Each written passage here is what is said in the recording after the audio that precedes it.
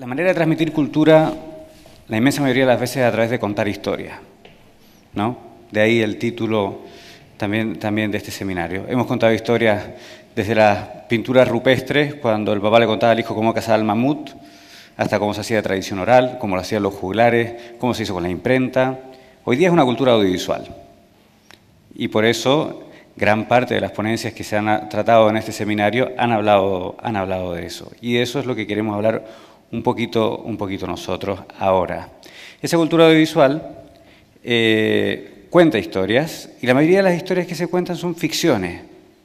Quisiera mostrarles un pequeño video, que la verdad iba a ser otro. Iba a ser el video de App que habló Gustavo Entrala, entonces me fregó, y entonces lo cambié. Pero quisiera mostrárselos igual, probablemente muchos de ustedes ya lo han visto. A ver.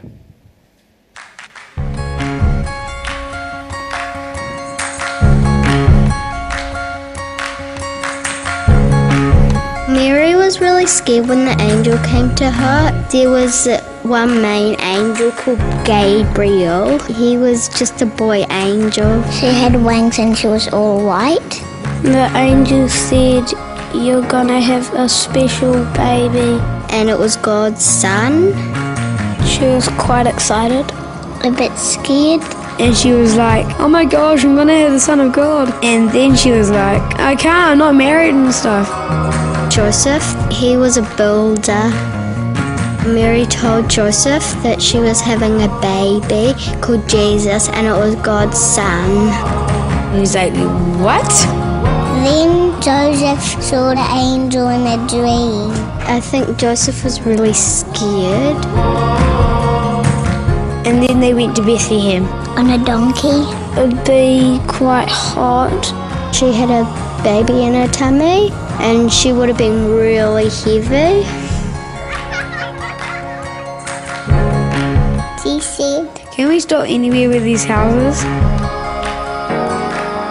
they had to try and find somewhere for Mary to have the baby. They went around a whole neighbourhood. No, there's no space. Everyone said no in an angry voice because it was the middle of the night. The last innkeeper, He said, "Yeah, there's a barn type thing around the back." They had to go to a barn and have their baby. it had sheeps. It was like all hay and animal poop and sheep and things.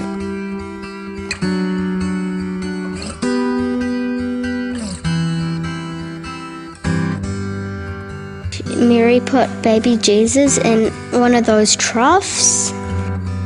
They call the baby Jesus and they loved him. And he has two daddies, God and Joseph. They both needed to look after the baby. The angel told the shepherds to follow the star. There was 3 kings. They followed the star all the way to where Jesus was born.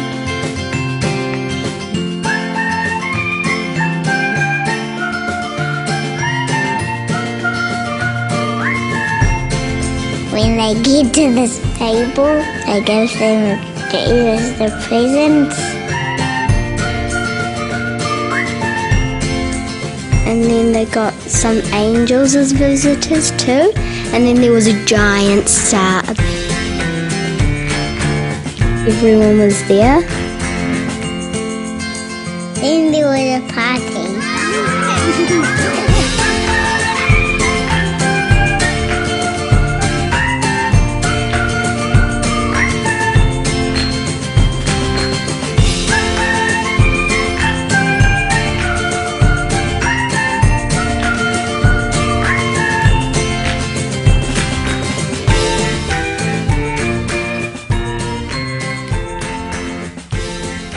Esto es una historia conocida, muy conocida.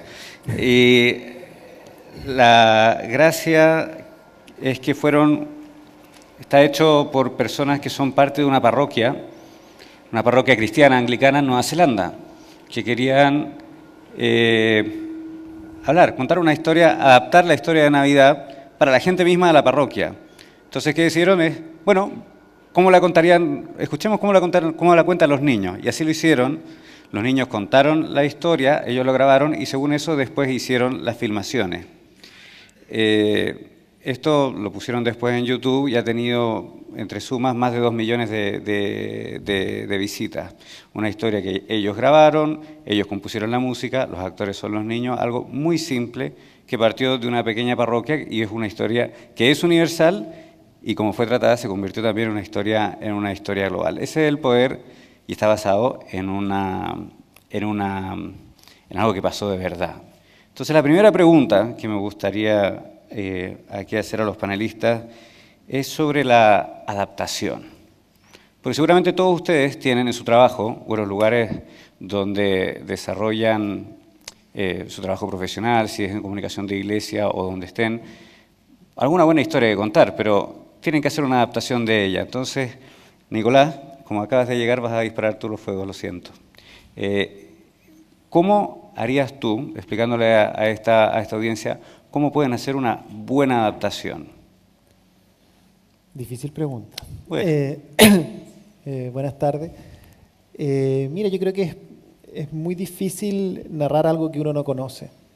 Entonces yo creo que uno tiene que partir desde uno, desde sentirse cómodo con la historia que va a contar. A mí me pasó ahora, una de las últimas series que hice, que se llama Algo Habrán Hecho, tenía que narrar mucho acontecimiento de puros personajes históricos muy importantes, muy trascendentes en nuestra historia. Y uno siente una responsabilidad ahí de justamente cómo adapto una escena íntima de O'Higgins, de Portales, de Carrera, que son personajes que de alguna manera hay un imaginario que existe, digamos, ¿no? Y mi punto de vista como realizador, que es distinto al del autor, digamos, ¿no? Pero hay algunos puntos que convergen y otros no tanto, fue tratar de acercar la historia a mí y ver qué puntos en común de la vida cotidiana podía traer grandes acontecimientos históricos, tratar de bajarlos a una realidad cotidiana que a mí no me fuera muy ajena. Y desde ahí empiezo a narrar, y de ahí empiezo a construir. Tú, ahora Gustavo, la pregunta va más o menos por lo mismo. Esta adaptación que vimos es adaptación de algo que sale en un libro. Tú también has trabajado sobre cosas así. ¿Qué elementos consideras? Tú, pues a lo mejor a alguno acá se le ocurre, decía en la mañana el padre Laporte, ¿no?, del libro de aventuras que era el Hechos de los Apóstoles. A lo mejor alguien aquí de la audiencia se anima y hace algo sobre algún capítulo del Hechos de los Apóstoles. ¿Qué claves encuentras tú que son importantes para adaptar eso? No necesariamente el Hechos de los Apóstoles, sino un libro o algo, ¿no? Sí. Si a alguien se le ocurre hacer un libro de aventuras de los apóstoles, lo van a machacar vivo, yo creo. Pues... Como a los apóstoles, que también lo... Bueno. Efectivamente. ¿Pero de los hechos de los apóstoles o de los apóstoles por separado? Vale. Bueno, es lo mismo, ¿no? Esto parece un stand-up comedy.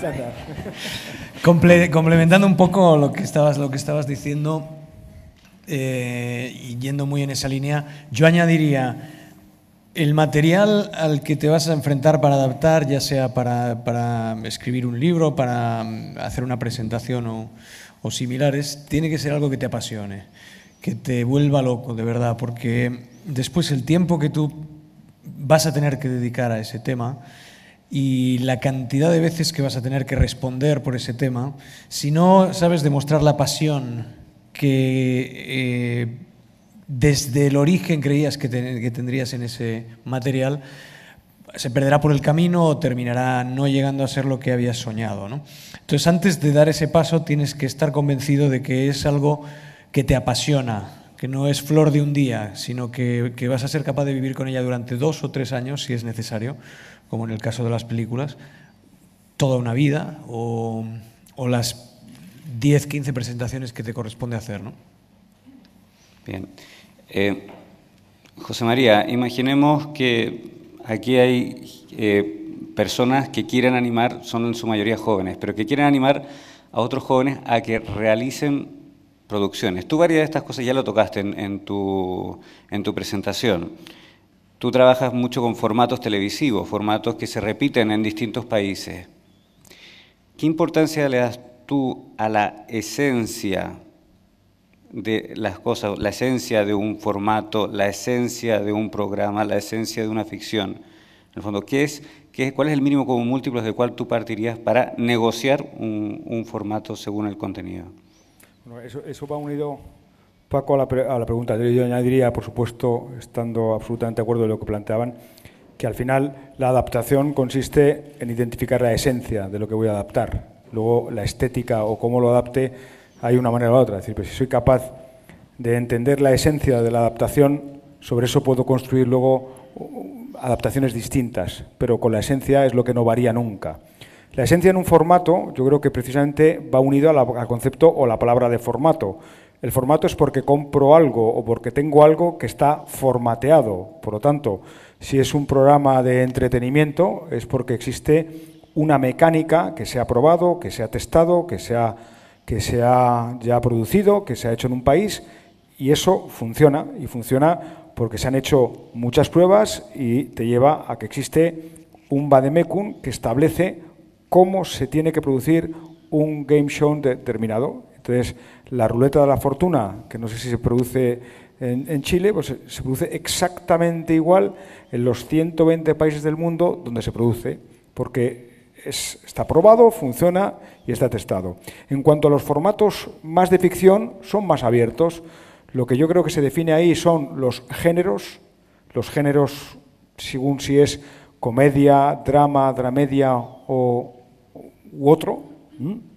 Y a partir de ahí lo que se hace es esa adaptación, yo creo que cultural, que hay en cada uno de los países. Por ejemplo, un ejemplo concreto es la adaptación que significó para Médico de Familia, que es una serie que se hizo en España y que tuvo un éxito brutal, cuyo argumento, es decir, todo pivotaba alrededor del médico de la familia, que era el padre de la familia, y que uno de los personajes era el abuelo que vivía con su hijo y con sus nietos en la misma casa. Ese formato en el año 97 se vendió a la adaptación en Italia, y lo produce la RAI en Italia. Hoy se sigue produciendo. Médico Familia se dejó de producir en España hace 12 años que se dejó de producir.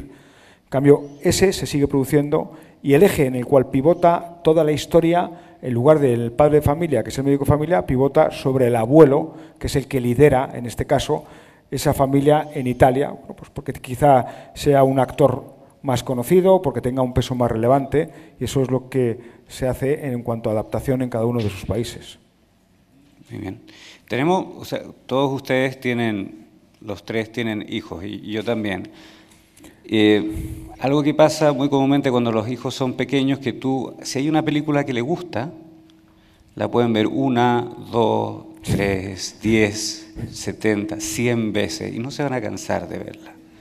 A nosotros también las películas que en algún momento algo que nos ha llamado la atención, la vemos más de una vez. ¿Cuáles son para ustedes tres? Imaginemos que este público quiere hacer una muy buena historia. ¿Cuáles son las condiciones? Digamos las condiciones que ustedes tienen convenientes para ayudarles a que ellos construyan esa historia que alguien quiera verla más de una vez. Te miré a ti, pero da lo mismo, puede ser cualquiera de los tres. Es difícil igual, porque como decía en la exposición, efectivamente uno tiene que estar muy enamorado de la empresa que quiere emprender, ¿no? Porque todos estos trabajos, sean películas o series de ficción, son muy largas, muy complejas, muy difíciles, tienen un componente de irracionalidad bastante grande. Yo creo que hay veces el tema del éxito también es muy relativo, ¿no? O sea, hablamos de grandes audiencias, hablamos de éxitos económicos, o cuánto penetra esa marca, o si genera, bueno, es relativo, pero finalmente nosotros que nos dedicamos a esta industria, lo que queremos efectivamente es que nuestros productos generen identificación, ¿no? Que la gente se pueda identificar con esa historia. ¿Y qué historias elegir para generar estos grados de identificación? Son muy relativos. Yo creo que tiene que ver con lo que decía acá, es que uno realmente tiene que estar muy apasionado, ¿no? Y conocer el mundo que va a narrar. Porque las historias yo creo que no tienen éxito, que no reproducen cuando hay gente que habla de historias que no conoce, que no tiene pasión en ella, que es un producto por encargo. No, yo creo que por ahí muchas veces pasa. Ahora, ¿cuál es la receta? Efectivamente aquí no hay receta, ¿no? Yo creo que la convicción que uno tiene, la pasión que uno tiene por este trabajo son elementos fundamentales. Y también hay distintas historias para distintos públicos. Yo creo que eso también es importante. Hay veces que uno puede hacer historias más segmentadas o historias que sean más transversales, ¿no? Yo creo que eso también es válido. ¿Creen ustedes que la ficción qué tan efectiva es para transmitir algo que, por ejemplo, que aquí todos están apasionados, ¿no? Todos tienen fe y todos tienen pasión por esa fe. ¿Cómo creen ustedes que es un buen vehículo para contar esa fe? Si dijimos, podemos ayudarle, a lo mejor es ficción, es un documental, pensando en el impacto que tiene en la gente. ¿Qué géneros podrían ver ustedes que podrían ayudar a todo este público a contar una buena historia? Esta es una gran pregunta para José Mario. Seguro, ¿no? Bueno, estaba pensando todas las preguntas que está haciendo Paco, que son todas fáciles de responder, como se pueden ustedes imaginar, poco elaboradas, ¿no? Paco. Y me estaba haciendo ese examen a mí mismo y realmente me está diciendo yo, pues ¿qué me gustaría? Me gustaría ver verdad en cualquier historia, me la tengo que creer, porque como dude un poquito, se me viene abajo. Ya se me viene abajo. Por lo tanto, primer aspecto, verdad. Quiero ver verdad. Segundo lugar, quiero ver, me va a permitir el término, buen rollo. O sea, quiero pasármelo bien. Desde la emoción, en la sonrisa y en el sufrimiento. ¿No? Es decir, y luego quiero que tenga un buen final. No quiero sufrir. O sea, quiero que tenga un buen final de la historia. Es decir, por superación, por esfuerzo, por cambio, por ilusión, por perspectiva. Y sobre eso yo creo que una historia a mí es la que me apetece ver o me apetecería producir. Perdona el atrevimiento, Paco. Lo encuentro increíble. 3 puntos me dijiste, 3 me he tirado. Vamos a agarrar algunas cosas. Hablaste de verdad, hablaste de emoción y hablaste de finales. Ustedes, al hacer su trabajo, algunos podrían decir ustedes son unos manipuladores porque tienen que cautivar a través de las emociones. Pero al mismo tiempo, si son capaces de cautivar a través de las emociones, quiere decir que algo saben de humanidad. ¿Ustedes podrían contarnos algún ejemplo o alguna escena que hayan rodado o alguna cosa, anécdota que les haya pasado en este sentido, que les hayan dicho, qué feliz estoy de hacer lo que hago? Pero sin atropellarse, una cosa,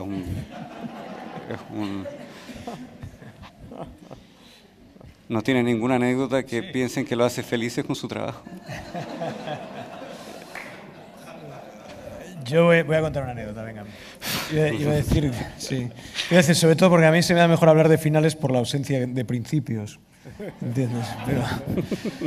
Pero hace algunos años rodé una película con el que yo considero que ha sido el actor más importante del cine español, que se llamaba Fernando Fernán Gómez y que fue su última película por cosas de su edad más que de la mía y que para mí supuso un apadrinamiento profesional como los otros chicos de mi generación no tuvieron la suerte de tener. Yo no sé si Fernando Fernán Gómez es conocido para ustedes, pero fue un hombre que hizo 200 películas, ¿verdad? José María, 200 películas como actor, 100 como director, escribió novela, escribió poesía, escribió teatro y sin duda una de las figuras tan relevantes en nuestro país como que es de momento el único actor de su generación que ya tiene un teatro a su nombre, ¿no? Él tenía 85 años cuando yo lo conocí y la fama en España de tener muy mal genio. Entonces, de hecho, con perdón de la expresión, si a un español tú le decías Fernando Fernán Gómez, él te contestaba ¡a la mierda! Esa era la reacción, ¿no?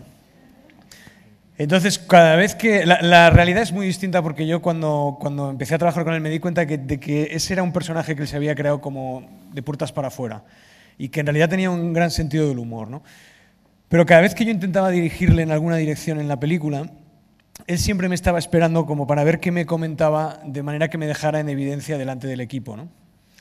Y estábamos rodando una escena, él iba en una silla de ruedas y tenía que salir de su despacho con una pila de libros. Entonces, pues yo le describí la secuencia, le dije, bueno, Fernando, ahora estás aquí, sales en la silla de ruedas con esta pila de libros en el regazo. Y entonces la gente ya se callaba enseguida a ver qué decía Fernando, ¿no? Y Fernando dijo, los hombres no tienen regazo tienen las mujeres. Entonces, el ayudante de Atrezo, que estaba ahí con los libros en la mano, intervino y dijo, es cierto, regazo tienen las mujeres y los dioses. Y dijo, trae para acá.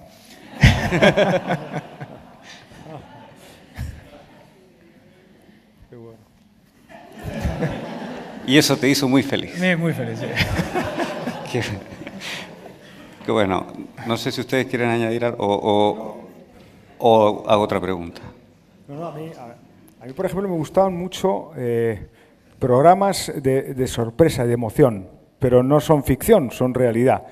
Realidad no guionizada. Sí guionizada la trampa, ¿no?, de la sorpresa, pero recuerdo, hay un jugador de fútbol muy conocido en España que se llamaba Gordillo, que era un andaluz. Y era un niño que su vida giraba alrededor de Gordillo, tenía como 7 u 8 años. Y yo recuerdo aquella grabación cuando el niño conoció a Gordillo, que fue por una sorpresa y apareció en su casa y el niño le vio, que me pareció tan impactante que nos pusimos a llorar porque el chaval estaba absolutamente desbordado desde todos los puntos de vista, ¿no? Y era tan auténtico que a mí me emocionó muchísimo aquello. Gordillo, un jugador de fútbol, y yo no me gusta el fútbol, o sea que... Mucho más emotiva la si mía. quieren...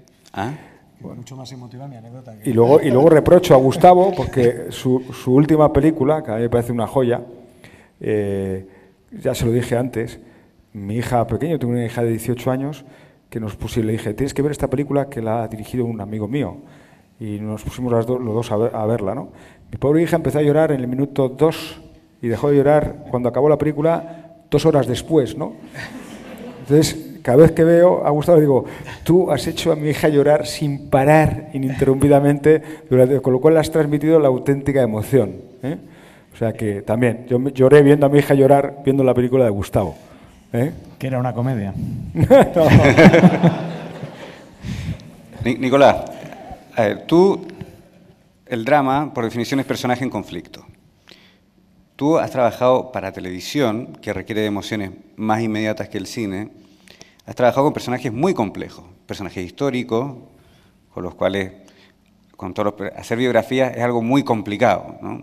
Es natural, porque la gente puede tener una identificación mayor con esa persona y si no le gusta cómo está retratado, ahí ¿no? Te atacan. Espero que no te haya pasado a ti. Pucha, ¿nos puedes contar eso? Es algo emocionante también.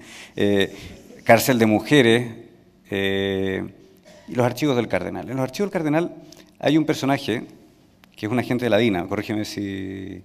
y que tiene un camino como de conversión, ¿no? Y que todo eso, desde ser muy malo, muy malo, muy malo, que es imposible quererlo, ahí llega un momento que se confiesa. ¿Tú puedes contarnos cómo pensaste y cómo realizaste esa escena y por qué, para que lo cuentes tú? Es que a mí es muy bonita esa escena. Ojalá que te acuerdes. Si no... Me acuerdo.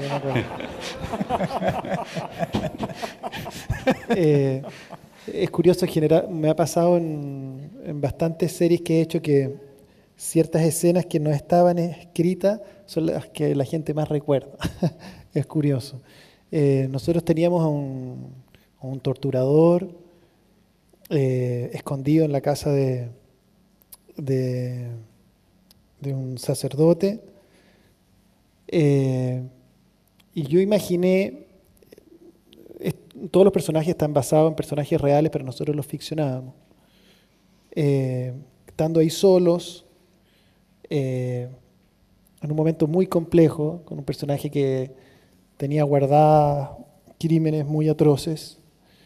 En un momento me dije, están estos dos personajes solos, ¿por qué no va a existir esa instancia, ¿no? de esta confesión? Y yo tengo un poco conocimiento, ¿no? del mundo de la iglesia en general, entonces me llamé a un sacerdote amigo y le pregunté cómo era el tema de la confesión, porque me di cuenta que tenía que hacer esa escena ahí. Y me explicó a grandes rasgos. También Francisco Melo había estudiado en un colegio católico, entonces él también me ayudó, porque queríamos que, si bien era una instancia muy especial, ¿no? Yo imaginé que era posible esa situación, ¿no? Y que de alguna manera ese personaje ahí iba a lograr una cierta liberación de la cantidad de atrocidades que había hecho. Y por otro lado, efectivamente, este personaje se había convertido, que es una historia real, y es el primer torturador, agente del SNI, que empieza a dar información sobre los detenidos desaparecidos. Entonces, antes de esa conversión, yo imaginé esa, y era una situación muy dramática, muy compleja. Entonces, lo que hicimos fue poner la cámara. Yo le dije a Pancho Melo que improvisara el texto, que no iba a ir en on, y lo más difícil era este torturador contando sus pecados. Le dije lo mismo, que hicieran la figura, ¿no? Porque el contenido no era lo importante era la imagen, que cada uno interpretara esa información como fuera posible. Y esa escena, que efectivamente es una de las escenas más emotivas de la serie, más importante, no estaba en el guión, y fue una escena muy importante para la serie. Hiciste como un zoom out, una cosa así, ¿no? Sí, o algo así. Y pusimos una música y estaba el gesto, que es lo que pasa mucho, ¿no? Que lo que uno infiere, ¿no? Lo que uno le agrega. Esto en guión se llama la diégesis, ¿no? Fue una escena muy donde yo sabía que cada uno de los espectadores iba a poner en ese diálogo lo que ese resultado iba a ser mucho mejor que si yo inventaba esa línea de diálogo, ¿no? Porque todos sabíamos que lo que le estaba confesando eran sus crímenes, no necesitaba el detalle de esos crímenes. Gustavo. Otra anécdota. No, puede ser, si tú quieres, pero déjame hacerte la pregunta primero y después contesta lo que quieras. Vale. Si contestas antes de que preguntes es más fácil para mí. Ya. Los personajes tienen un proceso de transformación, ¿no? Si no cambian, el personaje es plano, entonces no hay drama, no hay historia que contar, es una lata, nadie va a querer ver eso. Pero los grandes cambios provienen sobre todo de los pequeños detalles, ¿no? Que eso es lo que nos pasan en la vida cotidiana. ¿Cómo enfrentas tú a tus personajes para conseguir, porque en tus películas los hay, esos pequeños detalles? Pensando también que cualquiera de ustedes quiere realizar algo, ¿no?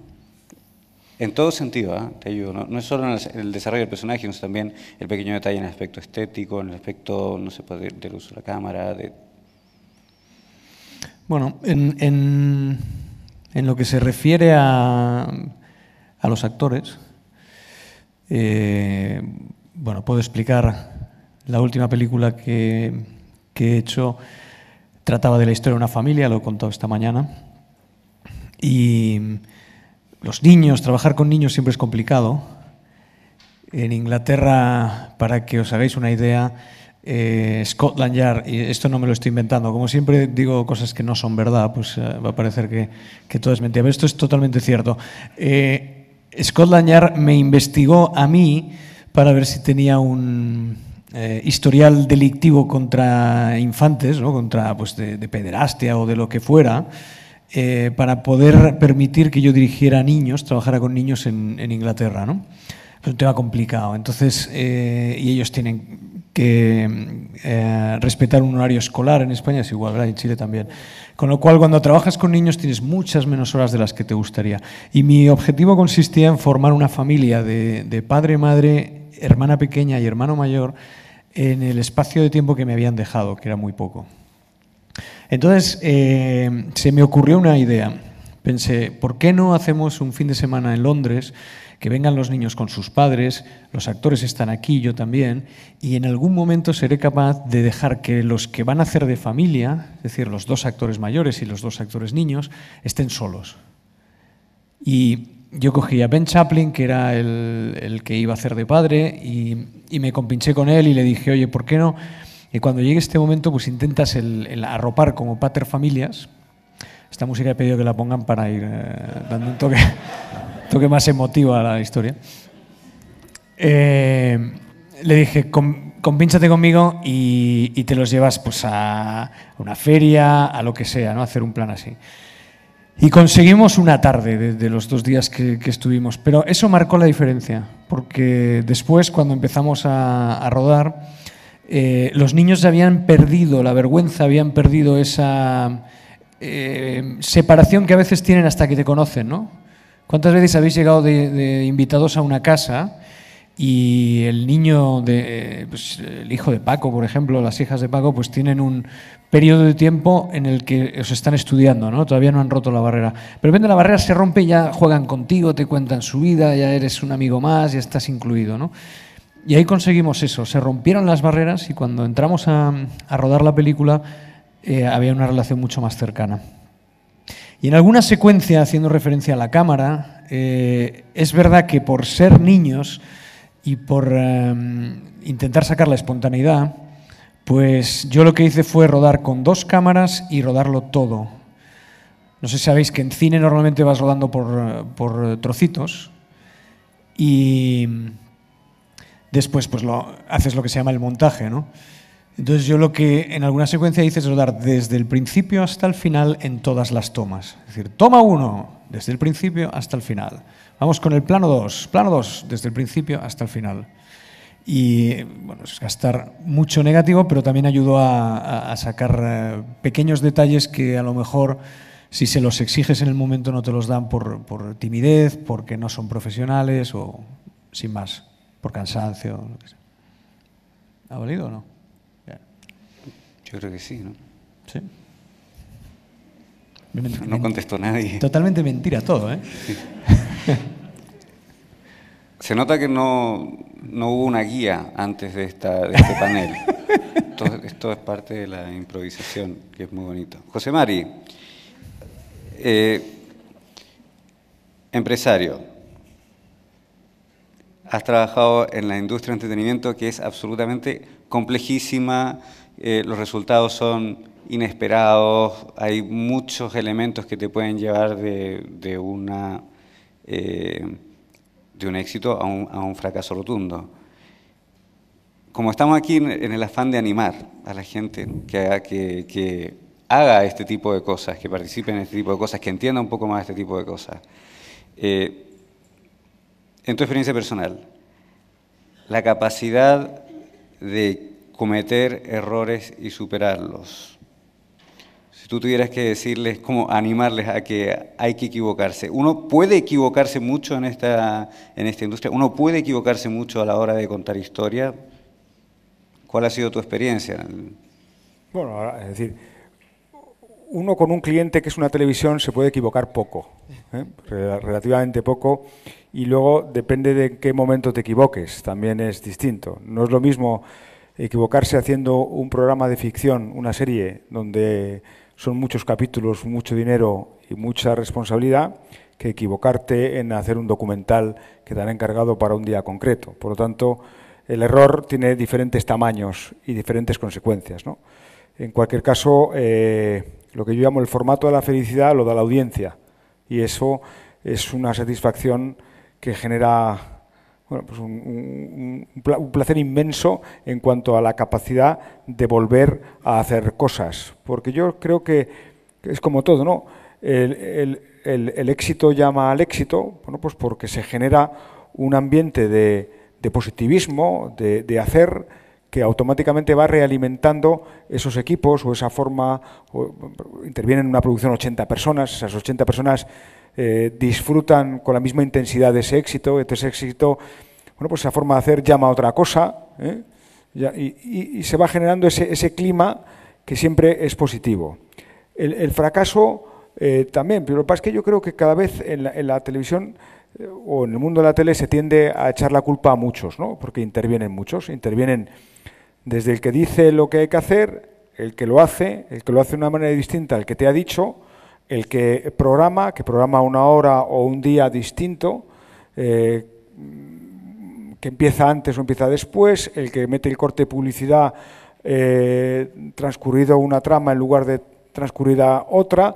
Entonces, el fracaso siempre se busca a un culpable y en el éxito todos participan del éxito, ¿no? Y eso es muy común y duro en esto, porque es una evaluación. Yo siempre he dicho que es el trabajo, que yo creo, imagino que ustedes en su trabajo todos los días nadie viene a ponerle una nota. Usted en el día de hoy, su trabajo le pongo un 7,3. Al día siguiente, hoy un 6,1. Bueno, pues hay un día que me encuentro mal y tengo un 4,1. Pero claro, pues es duro, el examen diario es muy duro. Entonces, claro, cuando uno todos los días le ponen una nota por su trabajo, pues llega un momento en que es agotador y además es muy exigente. Cuando la nota son todos los días un 10, pues es una satisfacción, pero cuando un día es un 2, otro día es un 4, otro día es un 2, otro día es un 4, pues hay que tener mucha paciencia, mucha mano izquierda, hay que gestionar, se ponen nerviosos porque claro, eso afecta a la recaudación de su empresa, entonces no ingresan el dinero. Entonces, bueno, pero bueno, eso es diplomacia, eso es gestión y eso es lo que nos toca vivir a cada uno. Me imagino que cada uno en el entorno de su trabajo tendrá días mejores, días peores y satisfacciones que hacen seguir luchando y peleando. Yo lo que digo es que no hay que tirar la toalla nunca, que de todo lo malo se saca algo positivo y que hay que ser optimistas, porque si no, ya bastante la vida es dura y como para encima estar lamentándote. No hay tiempo para la lamentación, no hay tiempo. Bien, vamos a hacer una última pregunta para que ustedes pregunten, ¿ya? Porque seguramente tendrán preguntas. Pero antes de terminar, Nicolás, hay un tema del que habló Gustavo, que es el enfoque, el punto de vista. Me gustaría, como no has podido contarnos un poco, ¿podrías contar un poco cómo ha sido tu desarrollo profesional y qué es para ti ese como pilar con el cual tú enfocas todos los trabajos que son bastante diferentes los que haces, tanto en televisión como en cine? ¿Cuál es el punto de vista que a ti te gusta dar? ¿En qué cosa tú dices, esto es a ciegas para mí, para yo ser lo que soy un director de cine o un director de televisión? Las preguntas son fáciles aquí. Demasiado complicada. ¿Cómo la puedo hacer más simple? No, ponle música de esto Ya se fue. Yo creo que yo llevo como 15 años haciendo series de televisión. En un país donde se hacía muy poquita ficción en televisión y muy poquito cine también. Ahora ha cambiado, ya tenemos una industria un poquito más movida y más competitiva y con características más globales, por decirlo de alguna manera. Al principio, yo creo que veo yo ahora como viéndome a mí mismo, ¿no? Porque cuando uno está haciendo, es difícil ser tan analítico, pero yo siento que de alguna manera a mí lo que me ha interesado es poner contenidos en medios de comunicación masivos que no estaban, ¿no? Yo creo que eso ha sido alguna constante en mis trabajos. Mi primera serie de televisión tuvo que ver con la reforma procesal penal, ¿no? El tema de la justicia, ¿no? En un momento en que era muy cuestionada en Chile, donde no existían los juicios orales, que es un género que para mí siempre me gustó mucho, la ley y el orden. Y dije, bueno, aquí hay una oportunidad. Hay una oportunidad para introducir contenido importante para nuestro país y que no está tratado de la forma que se puede tratar en una serie de ficción donde se pueden tocar los temas con mayor profundidad que una telenovela que está bien y que está hecha para divertir, que tiene otros cánones de realización y es otro formato. Después en Cárcel de Mujeres, desde un lugar más de género aún, ¿no? También me interesaba tocar la problemática de las mujeres lejos de sus hijos, las mujeres encarceladas, pero también quise darle un punto de vista, porque en la medida en que era más género, podía profundizar más en las relaciones, porque si yo hacía un tratamiento de una cárcel chilena, muy contingente, me da la sensación de que iba a poder profundizar poco en los conflictos más poderosos que son los conflictos más narrativos. Por ejemplo, una madre que no puede ver a su hijo, ¿no? Más allá de cómo es la cárcel en Chile, cuál es la relación del gobierno con las cárceles, ¿no? Todo eso me iba a impedir de alguna manera abordar los grandes temas que a mí me interesaban.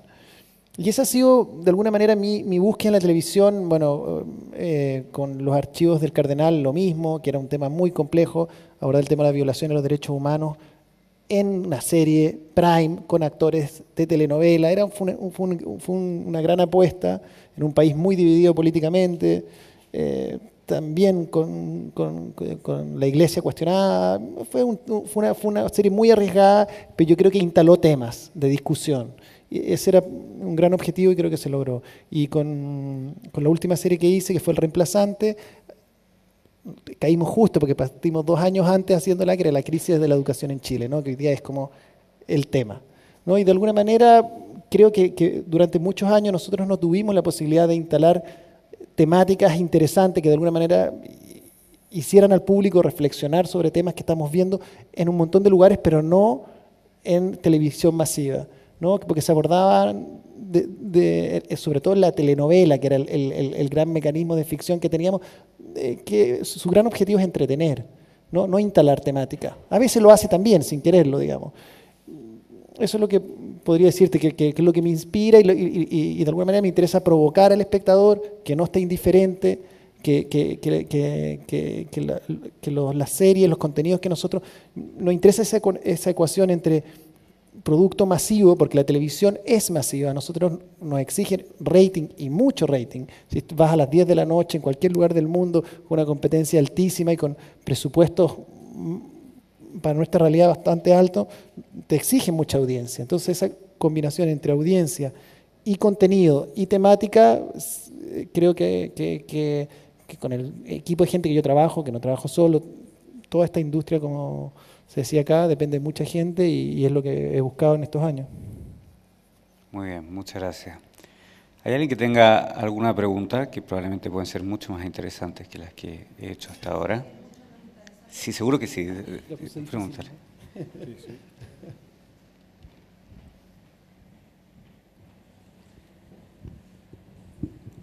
Sí, gracias por la exposición. Para Nicolás, bueno, yo hago televisión, ¿no? Y recién hablando de pararse en un enfoque, desde un enfoque, plantear una realización televisiva o cinematográfica. ¿Es importante pensar el público al que va dirigido, para quién estás haciendo la obra? ¿O vos te parás desde lo ideológico y desde ahí realizás algo y vas desde donde vos estás parado a influir en el ambiente? Nosotros como iglesia cristiana, en mi caso, tengo, digamos, ese universo es infinito, me gustaría llegar a todos. En tu caso, como realizador, productor, ¿también te parás desde lo ideológico para llegar a todos desde tu lugar? ¿Ese es el enfoque? ¿Pensás en eso? ¿O abarcativo y masivo para todo el que lo reciba?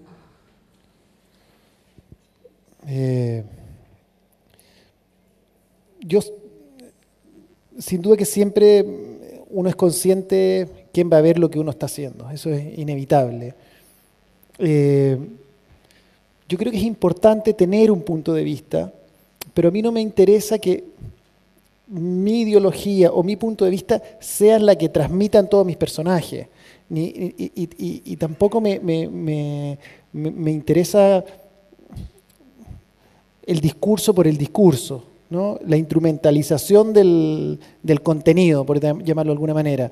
Si bien, por ejemplo, el momento más complejo para mí ha sido con la serie Los Archivos del Cardenal, donde teníamos 2 familias, ¿no? Una de izquierda y otra de derecha. si bien evidentemente yo conocía mucho más la familia profesional de izquierda, me era más cercana a mi realidad, tenía que hacer un esfuerzo grande porque tampoco me interesaba y no era nuestra intención hacer una caricatura de este otro lugar. Se me criticó o en algún diálogo que igual no fue, ¿no? Se sentía como que no estaban tratadas las dos. Yo creo que no se trata de ser, yo no quería hacer hablando desde lo ideológico, ¿no? Un tema, yo no tengo punto de vista, yo tengo un punto de vista sobre el tema, ¿no? Que tenía que ver con condenar las violaciones de los derechos humanos. Pero eso no quería decir que yo quería mostrar esta realidad desde una manera, y para eso, cuando estábamos escribiendo los guiones, discutíamos mucho, y lo mismo nos pasó con la historia de Chile, queríamos que hubieran puntos de discusión ahí, ¿no? Que es un tema muy complejo porque uno quiere que sus historias de alguna manera todos puedan colgarse de algún elemento, ¿no? Y imagino que son las películas para el público las más interesantes, ¿no? Donde todos los personajes están vivos y tienen punto de vista y defienden sus posiciones ideológicas, estéticas, ¿no? Y también me parece poco atractivo cuando el discurso es muy digerido. Para el público también es cuando el punto de vista del autor se nota que es la finalidad última de esa historia, también me parece complejo, ¿no? Por eso este tipo de series o de películas, cuando tocan temas muy contingentes, son muy complejos, ¿no? Pero yo creo que es imposible, como director o como guionista, que tu punto de vista sobre las cosas, lo que partí diciendo al principio, uno no puede escribir o filmar algo que no conoce o que no ha estudiado o de lo cual no tiene opinión, ¿no? Porque si no el material queda vacío y el primero en darse cuenta es el público. ¿Puedo agregar otra pregunta para José María? Gracias. Tienes el micrófono. Hablaste recién de, a la hora de la realización, de transmitir verdad, emoción y un buen final, y en el final dijiste, por ahí no quiero sufrir, ¿no? Los cristianos tenemos casi intrínseco el tema del sufrimiento en la cruz de Cristo. Hay que saber transmitir ese mensaje, hay que tener cuidado con este auditorio que por ahí en lo general no quiere sufrir. Hay que tender más a la emoción por ahí, a la verdad.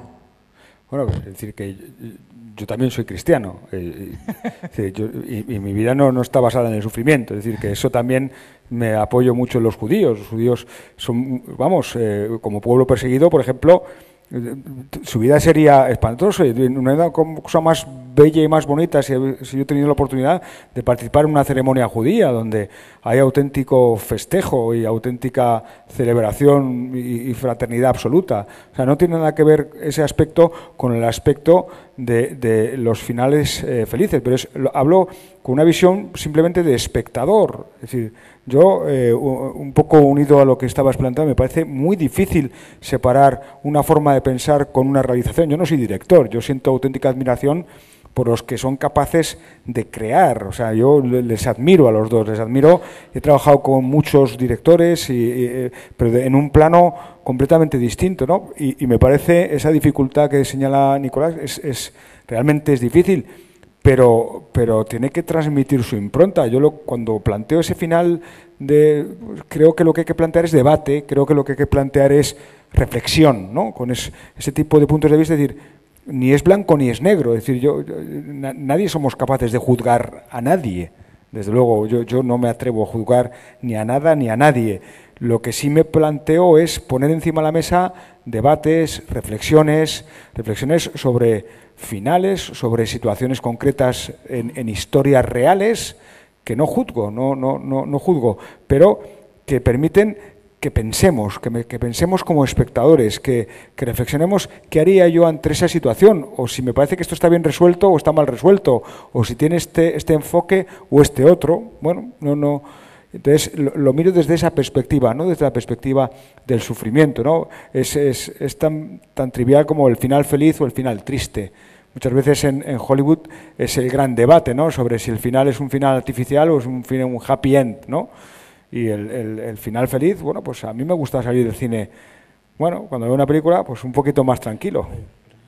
Pero bueno, es un tema de gustos, no es un tema de nada más, ¿eh? Gustavo, vos comentabas que te decían que podías cambiar el mundo desde tu lugar, y un poco surgió también hablar de la manipulación, ¿no es cierto?, desde la creación y desde el guión.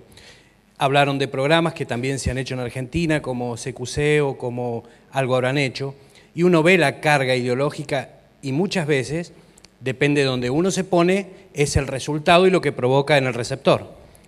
Por ejemplo, en CQC y en Algo Habrán Hecho, en Argentina ha sido muy anticlerical. Se podría haber hablado de la libertad de Argentina o de Chile con los sacerdotes que participaron y dejaban una visión de la Iglesia, pero no hablaron de los sacerdotes que estaban a favor del Reino de España. Entonces dejaron otra visión en la independencia de la Iglesia. Entonces creo que deben ser personas, las que están en el guión, sí podías cambiar el mundo desde ese lugar, y creo que eso es lo que a lo mejor te quería decir esa persona, ¿no?, quien te habló desde ahí. Y creo que es muy importante que personas con valores, con nuestros valores, con nuestra fe, ocupen estos lugares y traten de desarrollar productos para el resto de la gente que es lai, ¿no? Lo que decías vos puede terminar hay diferentes realidades, dijiste vos. En realidad hay una verdad para nosotros los creyentes, y este mundo relativizado nos está haciendo creer que puede ser esto o aquello, ¿no? Un poco eso. Pero bueno, el peso de la verdad viene por la convicción, no viene por la imposición. Entonces, bueno, claro, por supuesto, por supuesto. Yo quisiera tocar otro tema. En general, en mi trabajo pastoral, más de 40 años, tengo la experiencia de que la mujer es una buena comunicadora, el varón también, pero si pusiéramos porcentaje diría como 60-40, ¿ya? O 70-30. En general el hombre más reposado, habla después, en fin, a veces no habla. En este mundo de las comunicaciones echo de menos el factor femenino. No sé cuántas directoras de cine hay, o de televisión, muchas, bueno.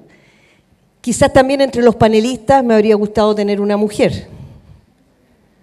Creo que es un complemento el hombre a la mujer al varón, maravilloso. Son lo mismo, pero tienen acentos, recepciones más primarias o secundarias en su emotividad o en su objetividad, parten a veces de puntos diferentes. Quisiera tocar ese tema, o sea, ¿cómo ven ustedes la inserción de la mujer en los audiovisuales, en la comunicación, en la televisión, en el internet, en fin, en el cine? Bueno, estoy muy de acuerdo. Creo que yo creo que es algo que es transversal a muchas actividades. Yo creo que en los últimos años el espacio de la mujer en el audiovisual en Chile ha ido ganando mucho terreno. Le es más difícil porque están todos los puestos, como en toda nuestra estructura, en nuestra sociedad, todos los puestos más importantes están copados por hombres. Y eso ha sido siempre así, no digo que sea bueno, pero es así. Yo creo que hoy día tenemos muy buenas directoras, jóvenes, que están ocupando espacios que efectivamente hace pocos años atrás había muy pocas directoras mujeres. Y yo creo que tiene que ver no por una falta de ganas, sino porque si a un director joven, hombres, le es muy difícil llegar a hacer una serie de ficción, a una directora mujer aún más, ¿no? Por nuestra estructura de sociedad, por una discusión muy larga que podemos tener. Yo creo que hoy día, poco a poco, se han ido ganando esos espacios. Yo, en mi productora, todos los puestos más importantes son ocupados por mujeres, la directora de producción, directora de arte.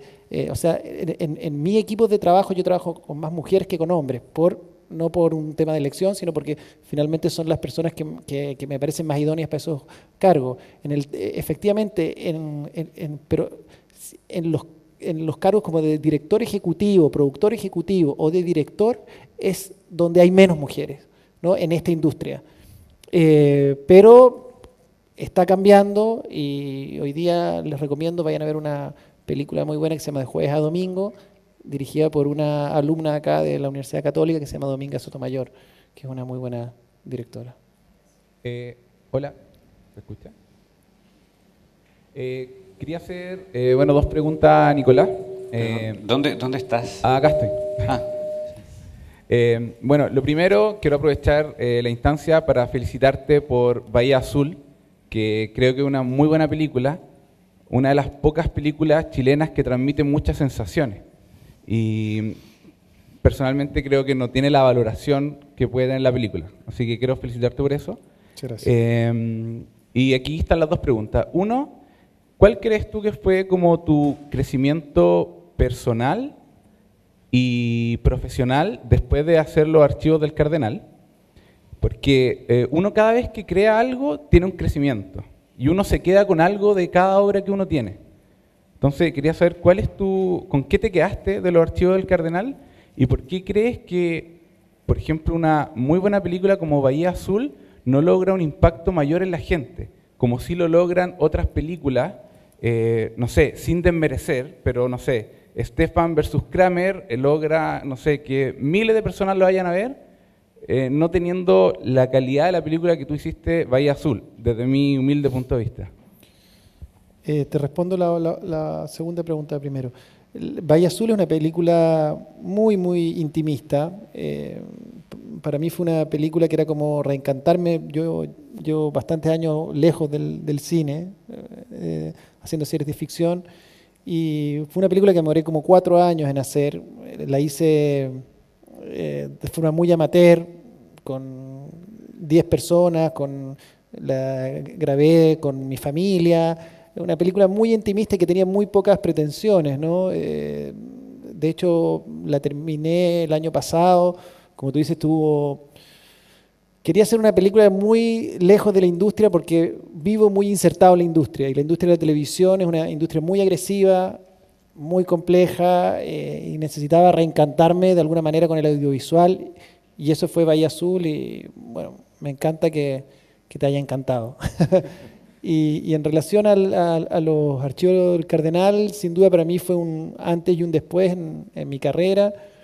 Logré una visibilidad que no había logrado con mis trabajos anteriores y hoy día el gran desafío que tenemos es no solo hacer televisión para Chile, estamos haciendo una serie con una coproducción con Estados Unidos y por primera vez vamos a lograr hacer televisión regional, que era el gran desafío, poder hacer una serie que no solo sea vista en Chile, sino en Latinoamérica. Y de alguna manera yo creo que estar produciendo esa serie hoy día es gracias a poder haber hecho una serie que, si bien Los Archivos del Cardenal no fue una serie muy masiva, porque sí generó, tiene un nombre en los americanos, ¿no? Como el valor de la marca, sí, ¿no? que es muy importante, generó mucha prensa, mucha discusión, mucho tema, ¿no? Y sin duda eso también a veces es tan importante como el rating, que es una medición muy antojadiza, pero que la industria aquí en Chile depende de ella completamente, digamos. Eso, no sé si te respondí. Sí.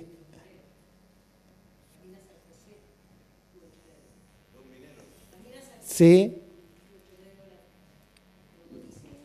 Ok, sí. Muy bien.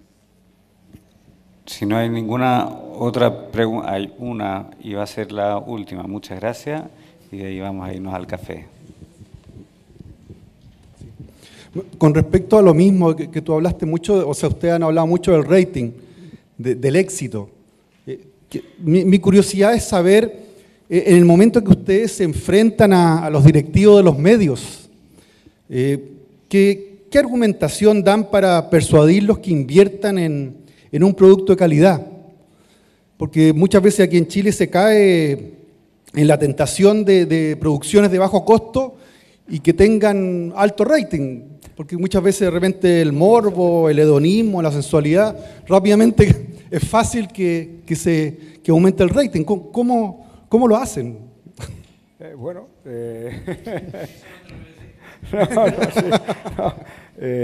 vamos a ver, en general, una cosa muy común es, los géneros no son ni buenos ni malos, es decir, se puede hacer un reality de calidad. O sea, y no vamos a entrar en el término calidad, que nos va a llevar a un debate complejo e infinito, pero se puede hacer un reality bueno y se puede hacer un documental espantoso. Es decir, no el género documental es calidad, ni el género reality es bazofia, ni el género magazine es televisión basura, ni el género ficción es una maravilla, ¿no? Es decir, los géneros en sí mismos no son ni buenos ni malos. Lo que es bueno o malo, o exitoso o no exitoso, es el tipo de producto en concreto que se hace, ¿no? No es tan obvio, es decir, al final no es tan fácil que un directivo de una cadena de televisión haga un producto barato de mucho rating, porque si lo supiera hacer, lo estaría haciendo permanentemente. O si yo tuviera la suerte de estar aquí sentado y decir a cualquier directivo de cualquier cadena, haz este producto que te va a dar un 12% de rating y te va a costar 100.000, no estaría aquí, estaría en Bahamas diciendo, y ahora te vendo 12 puntos, y ahora te vendo 32, y ahora 25. Este sería un gurú que no existe, gracias a Dios. Es decir, eso no existe, eso no hay nadie que pueda vaticinar. Lo que sí hay es un trabajo previo importante desde la producción y desde los contenidos, es identificar que los martes a las 10 de la noche en Megavisión o en Chilevisión o en el Canal 13 hay un hueco. ¿Por qué? Porque está ganando una u otra cadena de televisión y creo que está desatendido tal tipo de público, o puedo generar un contenido que sea complementario. Normalmente las programaciones suelen ser complementarias. Es difícil que se enfrenten, por ejemplo, en España, 3 series de televisión de producción nacional al mismo tiempo. Unas veces compite un programa espectáculo con una ficción, con una ficción internacional. Bueno, pues entonces yo creo que hay un trabajo de investigación, de trabajo, de análisis de audiencia, de huecos del mercado, que nos toca a los productores para identificar cuál es el producto que yo puedo presentar en una cadena de televisión para que su audiencia los miércoles de 10 a 11:30 de la noche suba. Ese es el trabajo, que es un trabajo de marketing, es un trabajo de investigación, es un trabajo de creación y un trabajo profundo, profesional y bien hecho. Yo creo que cuando las cosas están argumentadas, son sólidas, no son fruto de la intuición, ¿no?, sino son fruto de un trabajo que es racional y que tiene sentido, bueno, pues por lo menos te permite discutir con ellos, debatir, enfrentarte en un diálogo profesional. Y ahí es como, con el peso de los datos y el peso de la experiencia, se consiguen hacer las cosas, ¿no? A mí me ponía muy nervioso, recuerdo hace muchos años, que fue por lo que empezamos a trabajar mucho en la investigación, ¿no?, en la investigación del por qué un programa funciona y uno no. A mí lo que me interesa es saber, me satisface mucho que un programa tenga mucho éxito, ¿no? Pero eso ya está ahí, ya tiene éxito. Pero sobre todo a mí me apetecía saber por qué algo no funcionaba. Si yo estaba convencido de que estaba bien hecho, de que esto iba a un público general, además trataba los temas con dignidad, y no funcionaba, no lo veía nadie. Y yo decía, ¿pero por qué no lo ve nadie? ¿Por qué? Entonces, esos porqués nos hicieron trabajar mucho en investigar y en entender. Y había una anécdota muy simpática que entre nosotros hacíamos siempre, que era, digamos, el síndrome Phil Collins. Entonces nosotros nos creíamos, estoy hablando del año 80 y muchos, 90, ¿no?, que cuando tú contratabas a Phil Collins, lo traías a España, venía a España y le dabas en un programa de noche que cantara Phil Collins. A mí, que me encantaba Phil Collins, decía, joder, esto tiene que ser espectacular, ¿no? La gente se tiene que volver loca. Entonces empezamos a analizar lo que se llama el minuto a minuto, que es ver cómo se comporta la audiencia en función del tipo de contenido que se va presentando. Entonces se ve una curva de cómo se desplaza la audiencia viendo un programa, ¿no? Entonces llamamos el síndrome Phil Collins porque cuando aparecía Phil Collins se iba todo el mundo a ver qué había en la competencia, ¿no? Entonces nosotros ignorantemente creíamos que Phil Collins lo que iba a hacer es que la curva subiera, ¿no? Y producía lo contrario. Era frustrante porque racionalmente yo, que me encantaba Phil Collins, decía, esto es imposible. Bueno, pues al final esas cosas pasan, ¿no? Y es así, es decir, al final lo que tiene que estar es los datos soportados, las presentaciones con racionales detrás y con criterio y con un buen hacer, ¿no? Yo creo que en Chile ha sido fundamental la labor del Consejo Nacional de Televisión, que aquí existe un fondo de subsidio a la producción independiente y de alguna manera subsidia a la televisión también. Ni los 80, ni los Archivos del Cardenal, ni ninguna de las últimas series que se han hecho en Chile serían posibles sin ese subsidio. Los canales no estaban dispuestos a apostar por contenidos más complejos, más caros, de mayor investigación. Y cuando este fondo, que año a año se ha ido aumentando, logró, después de varios años, logró generar productos de calidad. Los grandes canales entendieron que si hacían una mayor inversión en contenido iban a lograr resultados importantes. Y los 80, que es como la gran serie que mezcló contenido con grandes audiencias gigantes para nuestro país, hoy día es la serie por lejos más cara que se produce en Chile, sin ningún tipo de subsidio, y los canales el canal que la produce está dispuesto a invertir lo que sea, digamos. Pero en ese sentido, el rol que ha tenido ese fondo, el Fondo del Consejo Nacional de Televisión, para subsidiar televisión con contenido de alguna manera, fue la que abrió la puerta acá para otro tipo de producciones. Muy bien. Vamos a dejarlo hasta acá. Muchas gracias, Nicolás, por habernos acompañado. Gracias, José María. Gracias, Gustavo. Vamos a tomar un café y a la vuelta del último panel del día vamos a tener 2 joyitas. No les voy a decir más para que vuelvan con ánimo.